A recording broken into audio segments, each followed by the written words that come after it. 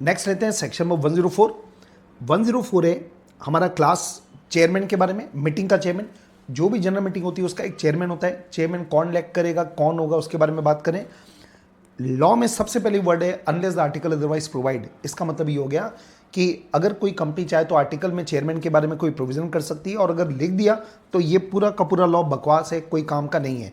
तो अगर आर्टिकल हमारी कंपनी के साइलेंट है तो उस केस में क्या होगा, जो मेंबर मीटिंग में पर्सनली प्रेजेंट है वो अपने में से किसी को चेयरमैन इलेक्ट करेंगे बाय शो ऑफ हैंड।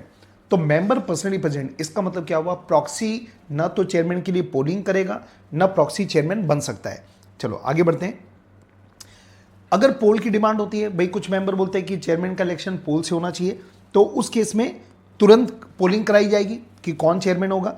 मतलब ये मान लो कि शो ऑफ हैंड से कोई चेयरमैन बन चुका है, लेकिन बाद में कोई मेंबर बोलते हैं कि पोलिंग से चेयरमैन इलेक्ट होना चाहिए, तो पोलिंग तुरंत कराई जाएगी।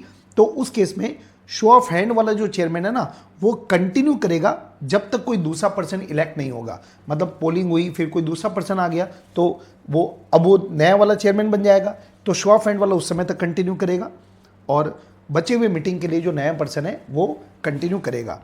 अब जो चेयरमैन के कुछ पावर्स होते हैं, पावर क्या क्या होता है, सबसे पहले उसका मेन काम होता है कि मीटिंग का डिसिप्लिन डेकोरम मेंटेन करे और मिनट बुक में अपना साइन करे, एग्जीक्यूट करे। और ये जो चेयरमैन होता है ना, उसको इम्पार्शियल रहना चाहिए, मतलब पक्षपातपूर्ण काम नहीं करना चाहिए।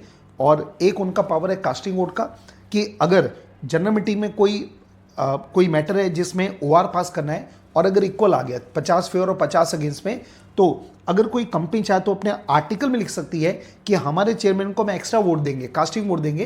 तो इक्वलिटी के केस में चेयरमैन कास्टिंग वोट का इस्तेमाल कर सकता है। तो ये हो गया आपका सेक्शन नंबर 104।